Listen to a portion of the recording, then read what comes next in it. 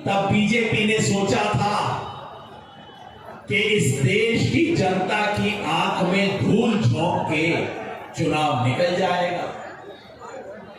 हमारे हरियाणा में कहते हैं धूल में लठ मारना, कि बहुत धूल होगी, जोर से लठ मारिए, उसमें इतना धूला उड़ेगा कि जब तक आप अपनी आंख साफ करेंगे तब तक चोर काम करके चला जाएगा। यही सोचा था बीजेपी ने। ये 400 पार और कुछ नहीं था, ये धूल में लठ मारने की कोशिश थी और सारा मीडिया इनके पास धूल उड़ाने के लिए था। इन्होंने सोचा था जब तक देश की जनता अपनी आंख साफ करेगी तब तक चुनाव पूरा हो जाएगा।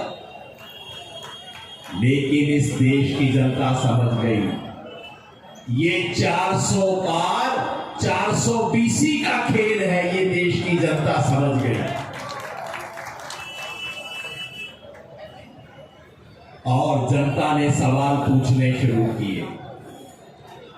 इन्होंने बोला मोदी, और सोचा 2014 में 2019 में चुनाव जीत लिया था, सिर्फ कह के मोदी मोदी मोदी करके चुनाव जीत लिया। इस बार जब इन्होंने बोला मोदी, तो जनता ने पूछा मुद्दा, मुद्दे का जवाब दो, मोदी का जवाब। ये पूछते रहे मोदी के सामने कौन, टीवी पे पूछते रहे मोदी का जवाब कौन। जनता ने जवाब दे दिया। जनता ने कहा मोदी के सामने मुद्दा, मुद्दा भारी है, मोदी हल्का हो गया है। इन्होंने कहा मंदिर। अब आप सोचिए 10 साल राज करने के बाद ये नहीं बता रहे कि हमने 10 साल क्या किया। कोई बच्चा 1 साल तक गणित की ट्यूशन पढ़े, साल भर मास्टर जी के पास जाके गणित की ट्यूशन पढ़े, और साल के आखिर में जब पिताजी बुलाएं बेटा क्या गणित सीखा, और बच्चा कहे कि मैं आपको एक गाना सुनाऊंगा, इसका मतलब है साल में गणित नहीं सीखा। इसी तरह 10 साल राज करने के बाद इनसे जनता पूछती है तुमने क्या किया, तो कहते हैं मंदिर बनवाया। इसका मतलब 10 साल आपने कुछ काम नहीं किया।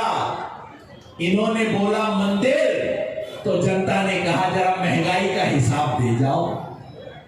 हिसाब इनके पास है नहीं।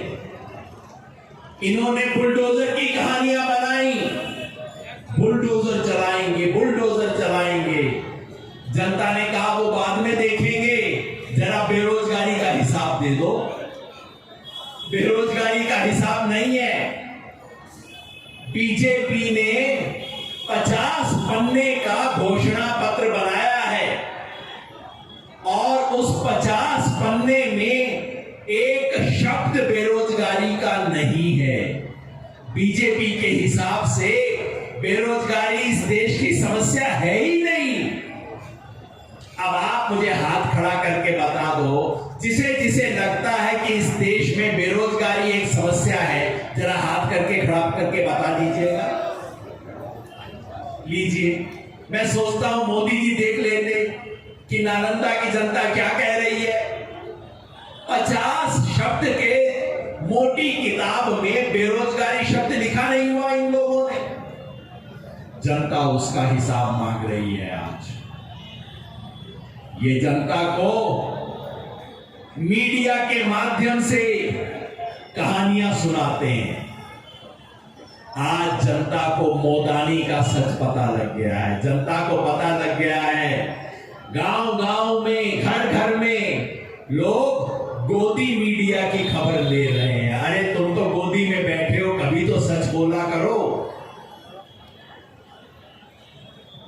इन्होंने मनी का डर दिखाया, बहुत पैसा है इनके पास।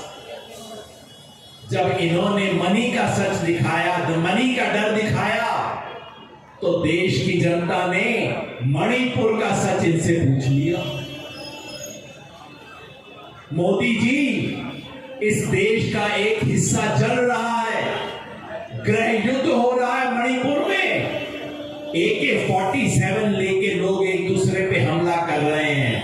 मोदी जी, आपके पास पता नहीं दुनिया में कहां कहां जाने का टाइम मिल जाता है, एक बार मणिपुर भी होके आ जाते, क्यों नहीं गए? आज जनता सवाल पूछ रही है, और जब जनता ने सवाल पूछने शुरू किए हैं तो भारतीय जनता पार्टी के पास, मोदी जी के पास कोई जवाब नहीं है। और आपने देखा होगा पिछले 5-7 दिन से बेचारे को क्या हो गया है। मैंने तो लिखा, कल मैंने लिखा कि भाई इस देश में गर्मी के मौसम में चुनाव नहीं करवाने चाहिए। हमारे प्रधानमंत्री का माथा गर्म हो गया और पिछले कई दिन से बेचारे अनशंट बातें कर रहे हैं प्रधानमंत्री। मैंने कहा चुनाव आयोग का दोष है, इतनी गर्मी में चुनाव नहीं करवाना चाहिए। प्रधानमंत्री का माथा खराब हो गया। क्या कह रहे हैं? पहले कहा, पहले मछली की बात की, मटन की बात की, मंगलसूत्र की बात की, फिर कहा कि विपक्ष सत्ता में आएगा तुम्हारी भैंस ले जाएगा। मैंने कहा प्रधानमंत्री थोड़ा तो यार अपना ध्यान कर लिया करो, दूसरों का नहीं अपनी इज्जत का ही ध्यान कर लिया करो। कहते हैं भैंस उठा के ले जाएगा, लेकिन करते करते कल तीर निशाने पे लग गया। कल इस देश के प्रधानमंत्री ने अपने मुंह से अडानी और अंबानी का नाम लिया। 1 बरस से ये देश सवाल पूछ रहा है, मोदी जी ये आपकी और अडानी की पार्टनरशिप क्या है? ये अडानी मोदी के समर्थक नहीं है, हम मित्र भी कह देते हैं, मित्र नहीं है, ये पार्टनरशिप है दोनों की। और आज देश इस पार्टनरशिप पे सवाल पूछ रहा है। मोदी जी चुप, मुंह से नाम नहीं लेते थे, इतना दबाव पड़ा, इतना प्रेशर लगा और खबर आ गई कि चुनाव हाथ से निकल रहा है, तो कल वो खुद बोले। जब बोले तो मोदी जी को थोड़ा तो उलट के बोलना ही है। बोले कि कांग्रेस को अडानी अंबानी का काला धन आ रहा है। मैंने कहा बहुत अच्छी बात है, इस देश के प्रधानमंत्री ने मान लिया कि उनका दोस्त, उनका पार्टनर अडानी ब्लैक मनी का काम करता है। बहुत अच्छी बात है प्रधानमंत्री जी। सीबीआई आपके पास, ईडी आपके पास, पुलिस आपके पास, अब आप अडानी पे छापा क्यों नहीं करवा देते? अडानी को गिरफ्तार क्यों नहीं करवा देते? जो सारा काम आप विपक्ष के नेताओं से कर रहे हो, उनके घर ईडी भेज रहे हो। ये ईडी जो है ये तो बीजेपी का इलेक्शन डिपार्टमेंट बन गया है, तो आप उनको क्यों नहीं कर लेते प्रधानमंत्री जी?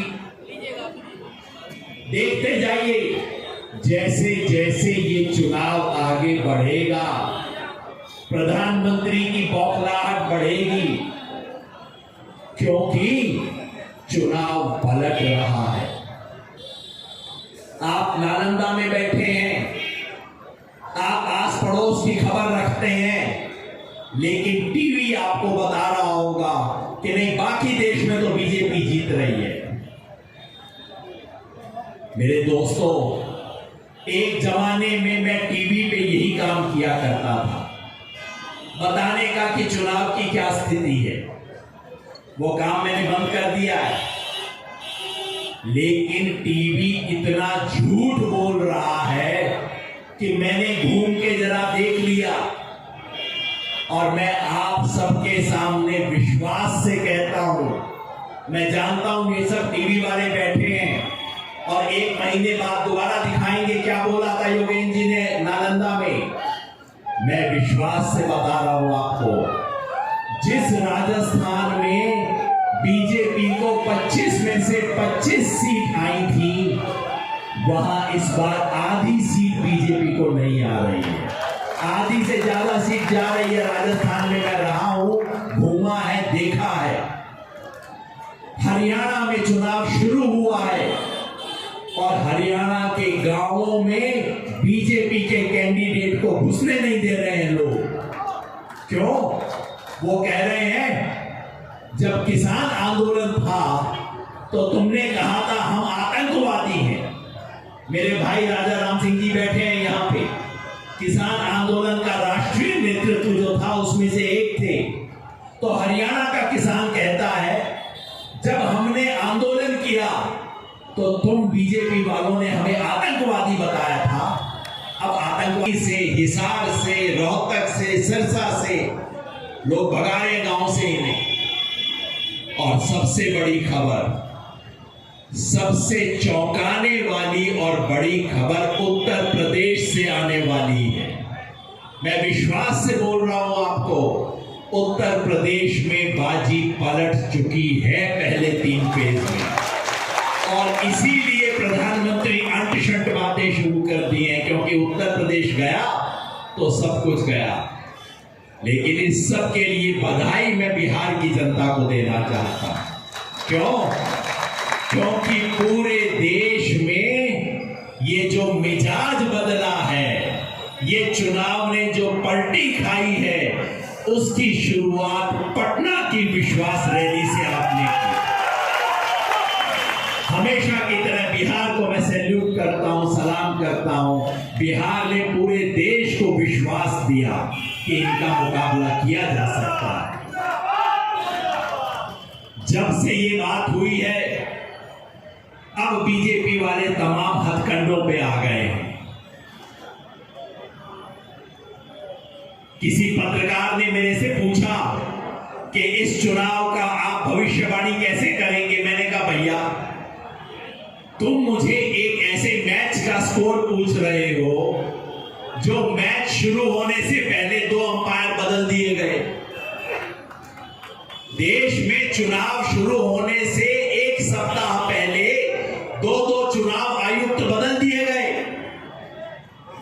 तुम मुझसे मैच के बारे में पूछ रहे हो जिस मैच में सामने वाली टीम का पानी और राशन बंद कर दिया है तुम लोगों ने।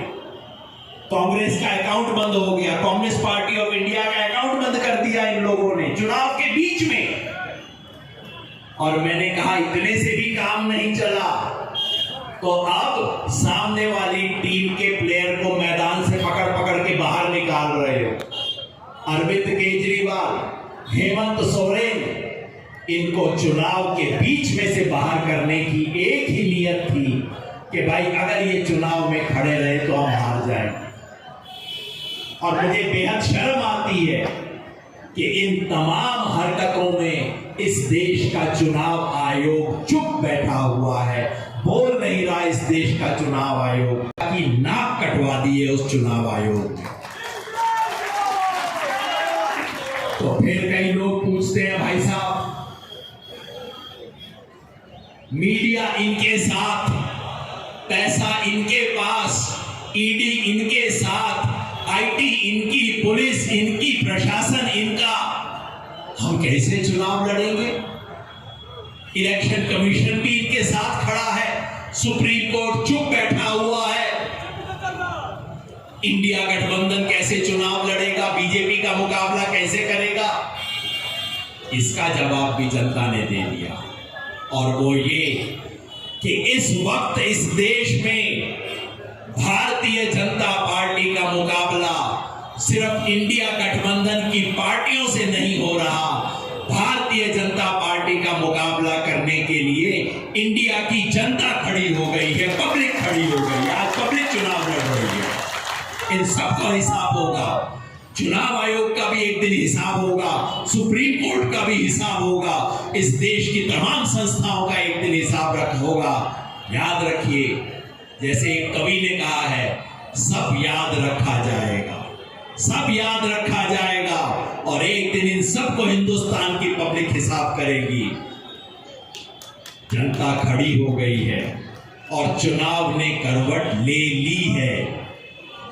चुनाव ने करवट ले ली है, अब बदल रहा है। और जब मैं बच्चा लड़खड़ाते दुश्मन को एक धक्का और, बस अब एक धक्के की कसर बची है, एक धक्का और वो धक्का देने के लिए तो बिहारी को खड़ा होना पड़ेगा भाई। इस देश में जब भी मेहनत का काम होता है, चाहे नागालैंड में सड़क बनानी हो, चाहे लेह लद्दाख में काम करना हो, मेहनत का काम तो बिहारी करता है इस देश में। तो ये एक धक्का और बिहार को देना है, और बिहार का धक्का आएगा तो कोई बचेगा नहीं। सही बात है ना? बस अब एक अंतिम बात और अपनी बात समाप्त करूंगा मैं। नालंदा की धरती अपने इतिहास के लिए जानी गई है। पूरा देश इसे ज्ञान के स्रोत के रूप में देखता है, भारतीय सभ्यता संस्कृति के अभिमान के रूप में देखता है। लेकिन वर्तमान में क्या है? एक जमाने में लोग नीतीश कुमार जी को देखते थे, कहते थे चलिए नालंदा के पास केवल इतिहास नहीं है, हमारे पास वर्तमान भी है। नीतीश कुमार के बारे में कहते थे। उन्होंने कुछ अच्छा काम किया है, मैंने पहले भी कहा है, आज इस मंच से भी कहूंगा, एक जमाने में नीतीश कुमार ने अच्छा काम किया था बिहार के लिए। ये भी आपके सामने बता दो, नीतीश कुमार मेरे गुरु भाई हैं। मेरे गुरु किशन पटनायक, उनका पहला बड़ा शिष्य नीतीश कुमार था और अंतिम शिष्यों में से एक मैं था।